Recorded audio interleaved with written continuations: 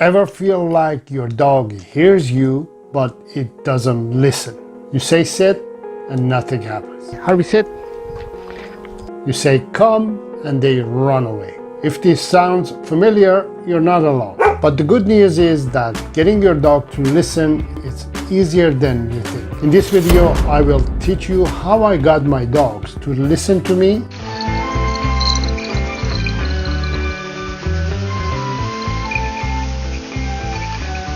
All right, let's go!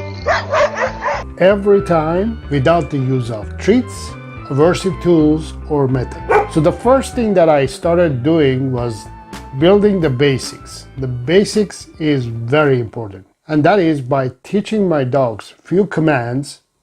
I suggest starting with few simple commands such as sit, stay, come, and teach these commands with clarity in an environment that you can teach your dog the best, which is basically teaching your dog everything that it needs to know in the beginning at home. Whether you have a puppy or an adult dog, you start at home. One of the biggest mistakes that dog owners make is they start training their dog in an environment that is either too much for the dog, or too distracting, or not the right environment for the dog to learn. So the reason I suggest you to start from home is because your dog is familiar with this environment. There is no or limited distractions inside of the house, and your dog is comfortable in this environment, and you are comfortable as well. So this is where you start building the basics. So you teach your dog the sit, the stay, and come, for example, inside of the house. And when you're teaching your dog the commands, you have to make sure that each command has a word attached to it, and you stick to that word. You don't change it. You don't ever change it. So sit means put your bum down and sit. Stay means stay in that position and don't move a muscle. And come means stop doing whatever you're doing or wherever you are and come to me. So it's very important to stick to this simple formula. So you say sit for sit, stay for stay, come for come. But also when you're asking your dog to sit, don't change the word itself also and say it in different ways every time. So you don't want to keep saying, for example, sit or please sit or sit please or would you sit please. You see, every time I'm saying a different word, although there is a sit in there, but you want to stick to that simple word of sit. This simplifies everything for you to teach and also simplifies for the dog to learn. The reason you want to be consistent and use the same word, same way all the time is once you are consistent, your dog starts learning faster and better. But if you're not consistent, your dog says to you, come back when you're ready. Come back when you're ready to teach. So next step is to start pairing the command that you're giving to your dog with a reward. In my opinion, you can use natural motivations. So natural motivations, in my opinion, are play, praise, and interaction, and just paying attention to your dog.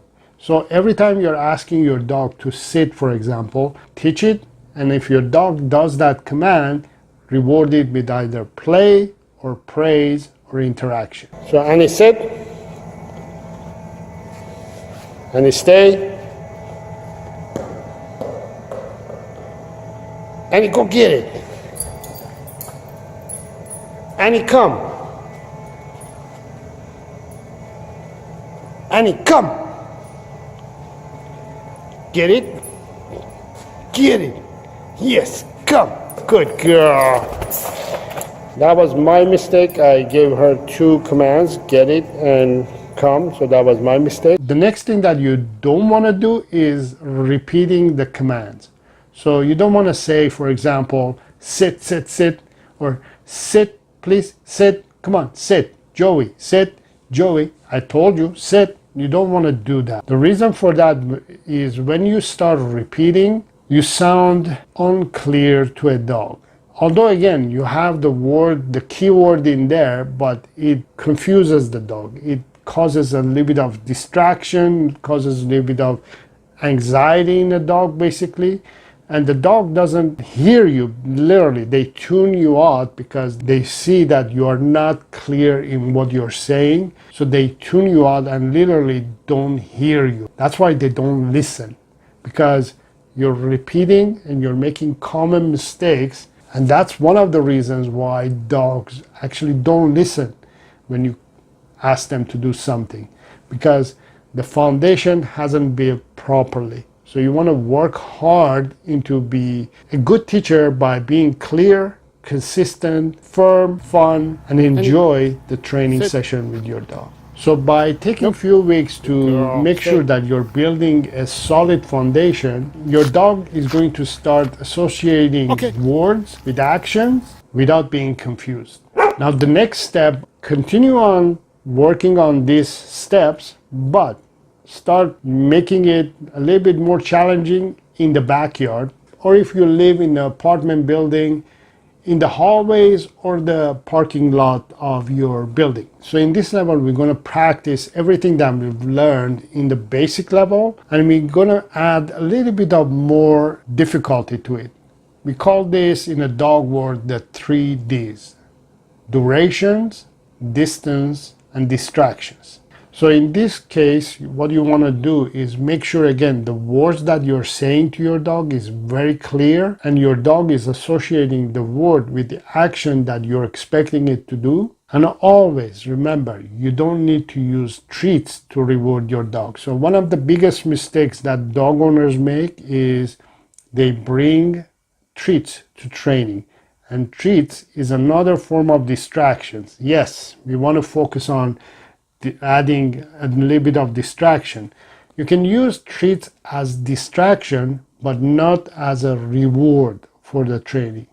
Very different. So as you can see, I use treats or food as distraction. I don't suggest you to use treats as a reward. So one of the 3Ds is distraction. So use treats or food as distraction. You want to add a little bit of duration as well.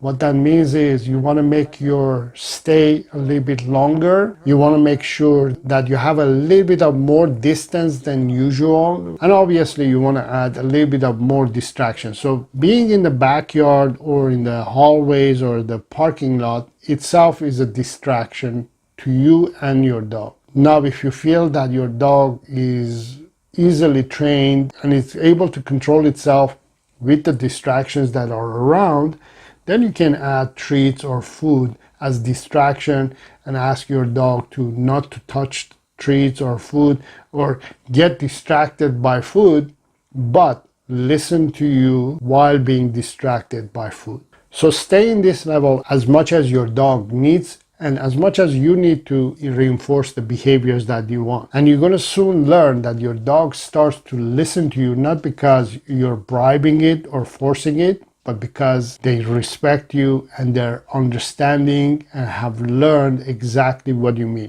Now the next level is more advanced level. In this level, I started training my dogs in different environments and different locations. So I start in a low distraction areas, and I started building up on that information that I have been able to teach my dog and slowly increase the difficulty. So what I mean by that is I may go to a park or an environment that there's literally no other creature around and start practicing with my dog.